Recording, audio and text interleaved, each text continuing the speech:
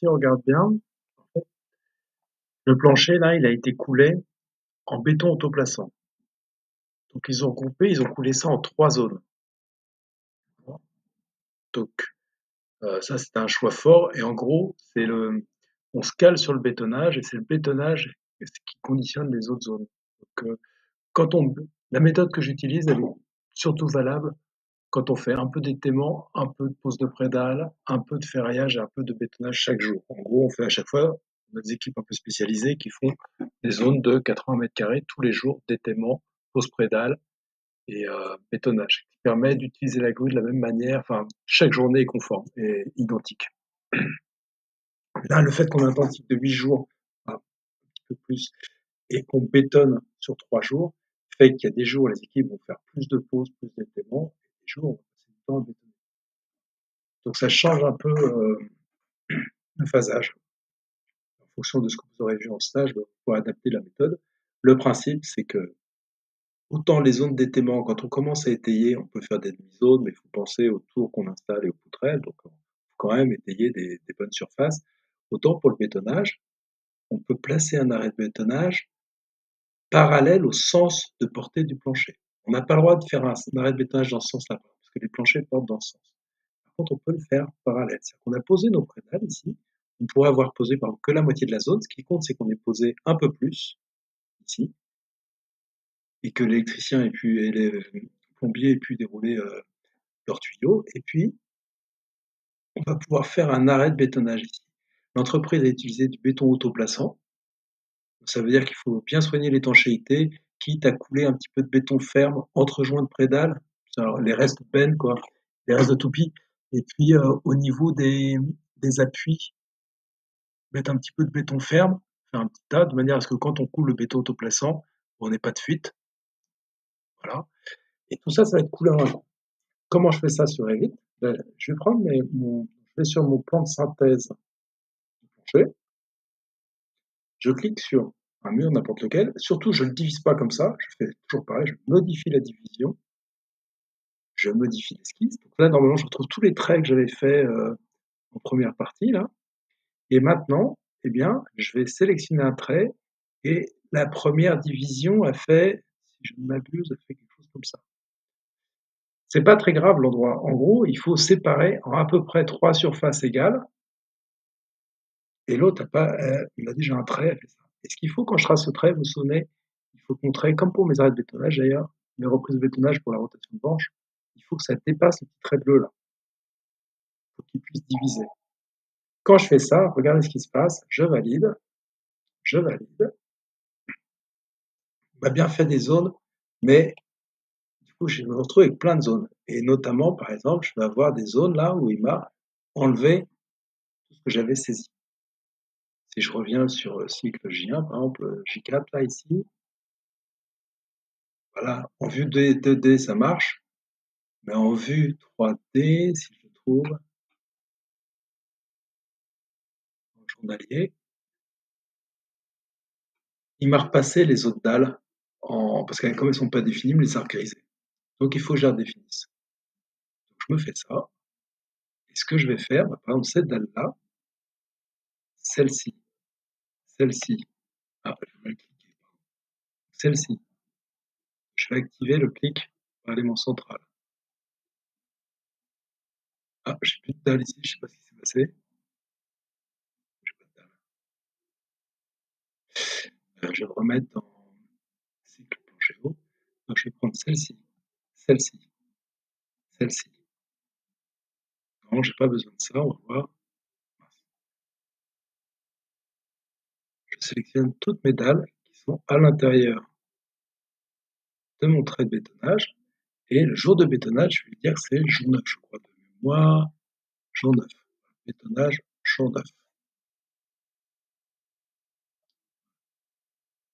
Celle-ci, je vais dire que c'est jour 8.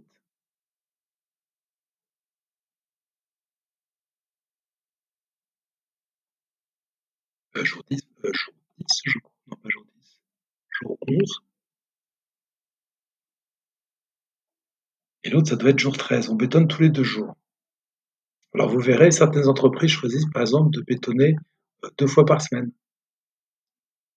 ou seulement en fin de semaine, notamment quand on sous-traite, par exemple, le bétonnage, on aime bien bétonner sur un jour, par exemple le jeudi, tous les planchers. Par contre, ça fait des grosses surfaces, c'est-à-dire que ça immobilise un peu le plancher. Il faut avoir un bâtiment suffisamment grand pour qu'on ait de la place pour les autres équipes qui travaillent.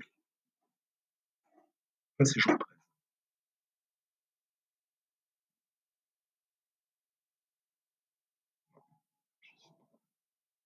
Celle-là, ça, c'est 13.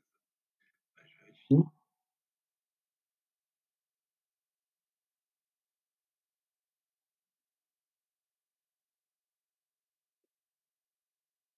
Et celle-ci, c'est 11.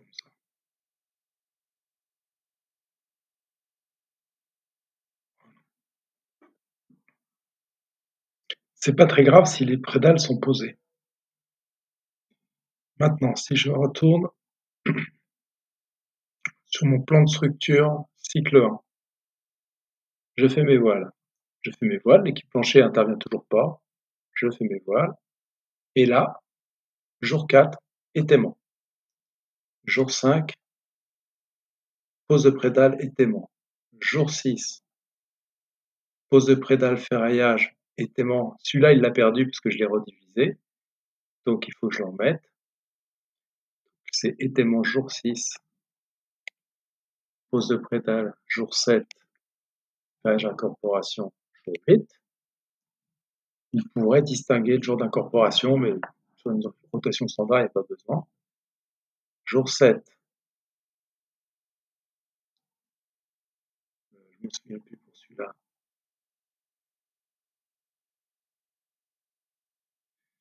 Ouais, je regarde sur le plan de synthèse. Attendez.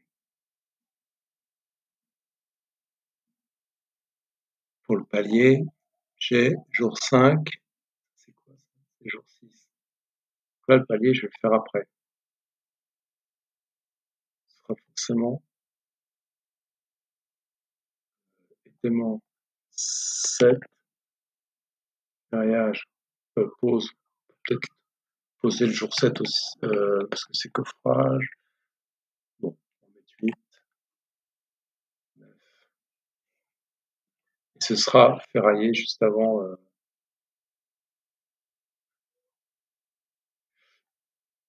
On va poser le même jour qu'on étaye. Ça, c'est possible.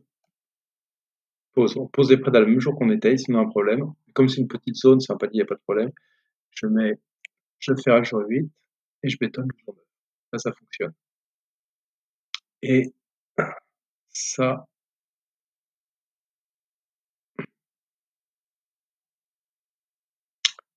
si je regarde ce qui se passe, jour 1, jour 2, jour 5, 6, 7, 8.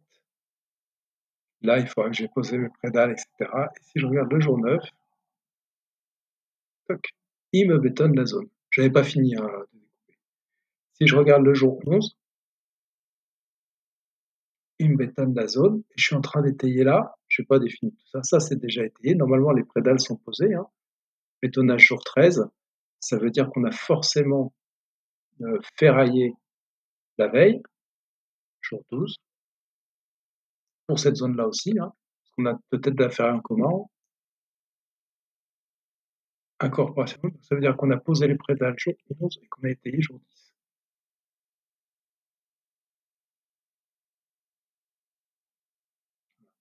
Et celle-ci, il me semble que c'était la même chose que celle-ci. Étaiement, ferraillage, pause. Donc là, c'est ferraillage c'est 12, pause c'est 11. Alors, il y a un petit souci, vous voyez, normalement, on devrait à la pause après l'étaiement, ferraillage, c'est vrai dans le bon ordre. Sous Revit, c'est un peu compliqué une fois qu'on a rentré ces éléments-là dans la base. En fait, il les a gardés dans l'ordre dans lequel j'ai créé les paramètres du projet. Donc, voilà. C'est un peu bizarre. Donc là, il faut que j'ai posé il faut que j'ai ferraillé jour 12. Donc, il faut que j'ai posé jour 11. Il faut que j'ai étayé jour 10.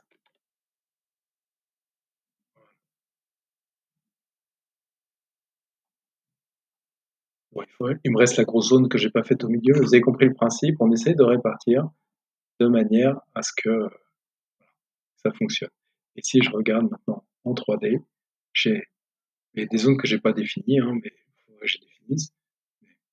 Dès que j'arrive jour 4, j'étaye, j'étaye et je pose les prédales, j'étaye, je pose les prédales et je ferraille, je pose les prédales sur cette zone-là, et ensuite j'évite,